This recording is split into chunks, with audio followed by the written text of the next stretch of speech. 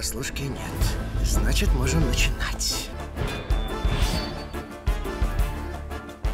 Արդյոք Թուրքիան եւ Իսրայելը իրական հակառակորդներ են հիմա այս պատերազմում, թե մենք թատրոնի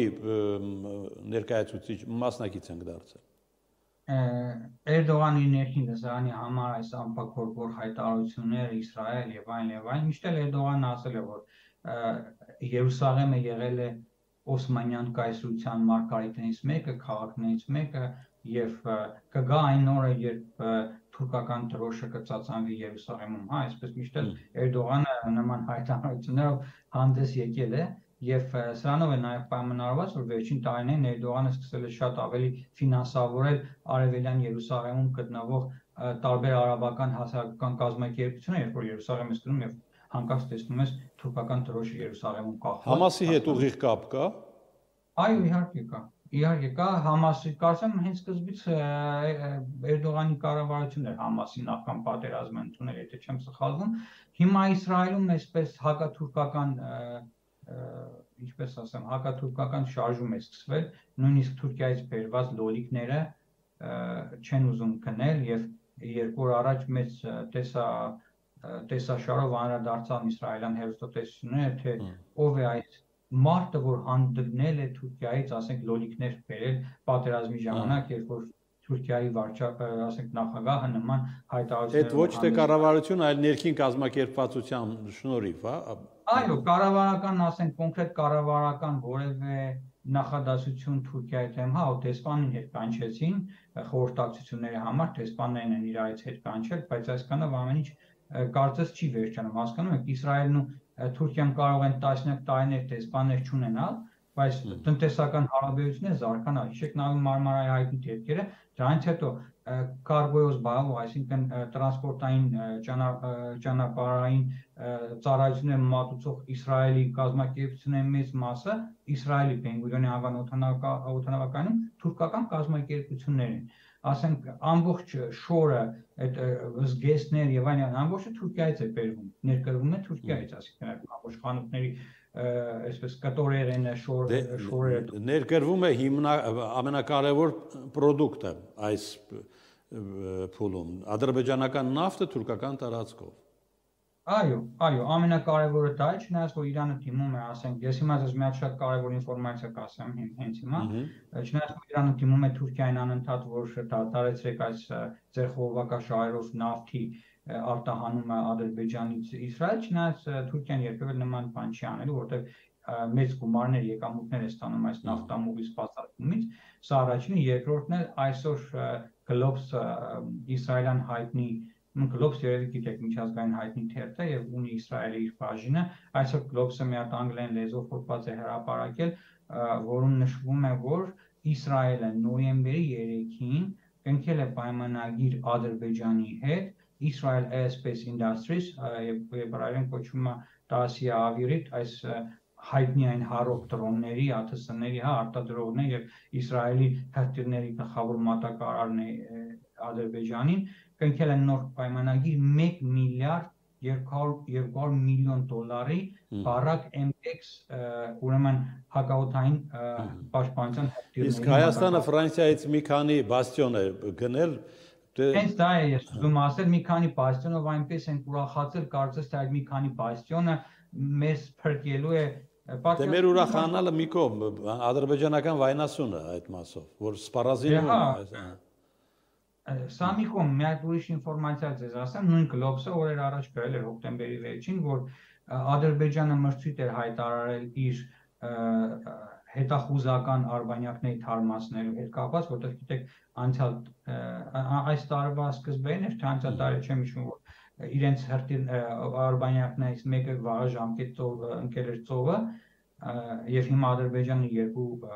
հետախուզական արբանյակ ունի ընդամենը, եւ նույնիսկ երկուսը գնելու են հենց այս Israel Aerospace Industries կազմակերպությունից եւս երկու նոր գեր ժամանակակից շատ ավելի լայն հնարավորություններ ունեցող արբանյակները գնելու հետախուզական լեռնային պայմաններում հետախուզություն իրականացնելու եւ այլն եւ այլն։ Սա նոր ինֆորմացիա։ Իսրայել Ադրբեջան այդ ռազմական համագործակցությունը շատ դժվար է բացատրել միայն կոմերցիոն այսպես սկզբունքներով։ Այո, այստեղ շատ լուրջ հարցեր կան։ Նախ միակ պետությունը, որ օգնեց Ադրբեջանի զենքով 44-օրյա պատերազմի ժամանակ, սա Իսրայելն է։ Անկախ նրանից, թե մենք ամեն շաբաթ 2 անգամ ցույց էինք անում արտաքին գործերի նախարարության դեմ, ինչ աղմուկ էինք, աղաղակ էինք բարձրացրել 44 օրվա ընթացքում մինչև նոյեմբերի 9-ը, ու դրանից հետո էլի 1 ամիս անընդհատ ցույցեր էինք անում։ Սա ոչ մի ազդեցություն Բիբի Նետանյահուի կառավարության վրա չի կարող թողնել, որովհետև նրանք ջրականում կառուցեցին օդանավակայան հրեաները մեր տարածքներում, Արցախից մեր այդ օկուպացված տարածքներ, որ իրենք ասում են, այդ տարածքներում իրենք ստեղծեցին Իրանի ողջ տարածքը, ոչ տարածքի նկատմամբ հետախուզություն, ռազմական հետախուզություն իրականացնելու համար։ Ադրբեջանը ունի Իսրայելի հետ 44 միլիարդ դոլարի նավթի պայմանագիր, որից ասենք 7 միլիարդը արդեն զենք ստացել է, 7 միլիարդի արդեն զենք է ստացել մոտավորապես։ Այսինքն նավթը տալիս զենքն է ստանում։ Այո, նավթի դիմաց զենքով են։ Այնտեղ իհարկե կոռուպցիոն սխեմաներ կան Ադրբեջանից, գրում են X թիվ, ստանում են Y, բայց համենայն դեպս փաստը այն է, որ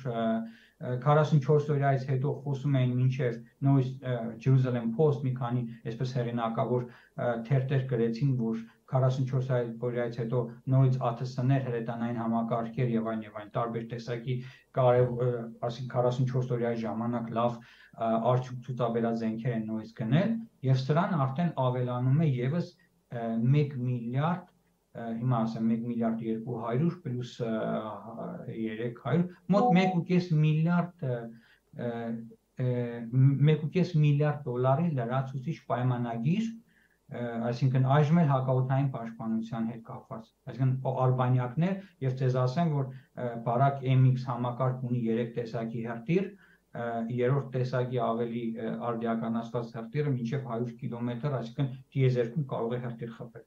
հրթիռ խոսել։ Այսինքն այս կարգի հրթիռներ են ձեռք բերել, իսկ մենք ասենք ինչ ենք ձեռք բերել, Հնդկաստանից այն ամբողջ օրը գովաբանում են այն ԱԹՍ-ներ կրակող, ասենք այն գնդացիները, հա, ասենք դա եւ բաստիոն համակարգերը։ Մարտիկ միլիարդներով, ասենք, այս ժամանակակից հակաօդային պաշտպանության հրթիռներ են գնում։ Իսրայելը Արտյոմ, մեր վերջին 1-2 րոպեն մեր օգտագործենք Երուսաղեմի հայկական թաղամասի թնջուկի վրա։ Ինչով ի վերջո այստեղ ավարտվեց այդ պատմությունը։ Այս պատմությունը, այսպես ասենք, Իսրայելի հետ կապված դեռ նոր է սկսվել։ Այո, որովհետև սկզբից համաձայնեցին հողերը վարձակալությամբ 99 տարով տալ միանձնյա, սա պատրիարքի որոշումներ, հետո ամբողջ մեղքի բաժինը գցեցին Խաչիկ Երեսյանի վրա, որ հիմա Խաչիկ Երեսյանը կոչվում Հայր Պարետի վրա, եւ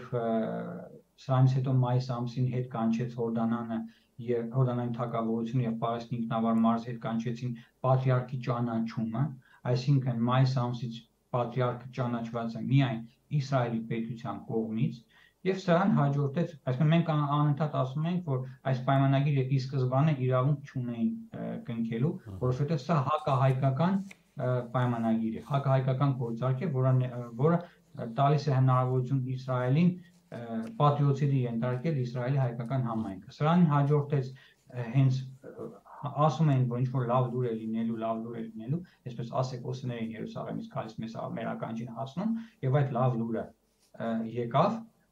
որ Երուսաղեմի այս պատրիարքանը տեղեկացրել է 20 կազմակերպությանը, որ չեղարկելու է այս գործարքը։ Բայց խնդիրն այն է, որ այս կազմակերպության հետևում ով է կանգնած, Իսրայելի ներքին գործերի նախարարությունը, Իսրայելի Երուսաղեմի քաղաքապետարանը, Իսրայել պետությունն է կանգնած։ Այսինքն այն պայմանագիրը, որ ներկայացվել է Երուսաղեմի հայոց պատրիարքանի ստորագրությանը,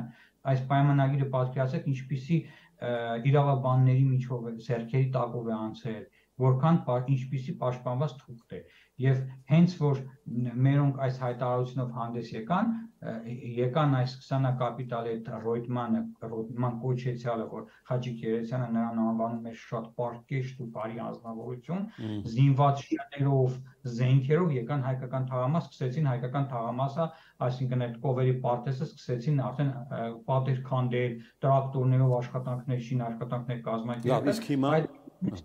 Հետո, իսկ հիմա ինչ է տեղ ունեն։ Հիմա հայերը այնտեղ վրաններ են խփել, անդադ նստած տարածքներ են վերահսկում եւ եկել են այն համաձայնության, որ 20 կապիտալը պետք է գնա եւ այդ հայկական նամակը պատրիարքարանի վերանայի, այսինքն ասի համաձայն է, թե համաձայն չէ, իհարկե համաձայն չէ, մարդիկ միլիոններ են ծախսել, սկսել են արդեն շինարական աշխատանքները, վերջը նախապատրաստական աշխատանքները Երուսաղեմի քաղաքապետարանների միլիոններով գումարներ են վճարել եւ այլն աշխատանքներ սկսելու համար եւ գործը գնալու է Իսրայելի արդեն դատական մարմինների եւ Իսրայելի դատական մարմինները երբեւե պրոհայկական որոշում չեն կայացնելու։ Հունական պատրիարքան իր ողջ հզորությամբ չկարողացավ եւ հողերը կորցրեց, հասկանում եք, Բագացի դեմ, ասենք Իսրայելի կառավարության դեմ Թեոֆիլոս 3-րդ դատական գործը լուծվեց հօգուտ հրեական կառավարության եւ հունական պատրիարքությունը կորցրեց Երուսաղեմի 5 քաղաքում, որ մտնում է ցախկողմ այդ հյուրանոցների տարածքն է, հյուրանոցներով հենց այդ ամբողջ տարածքը կորցրեց, բայց մեր դեպքում սա շատ ավելի մեծ կորուստ է, որտեղ եթե հունական պատրիարքարանը մի փոքրիկ ընդհանրապես հողակտոր կորցրեց վրանը կառուցված 2 հյուրանոցով փոքրիկ 4 հարկանի, մեր դեպքում մենք հայկական տարածքի 25%-ից ավելի Սիոն լեռան, Սուրբ Սիոն լեռան վրա գտնվող տարածք են կորցնում, մարդկանց բնակարաններ, ժառանգավորված վարժարանի սրահը, պատկերացրեք մեր պատրիարքանի ժառանգավորված վարժարանի սրահից բռնած պետք է քանդեն։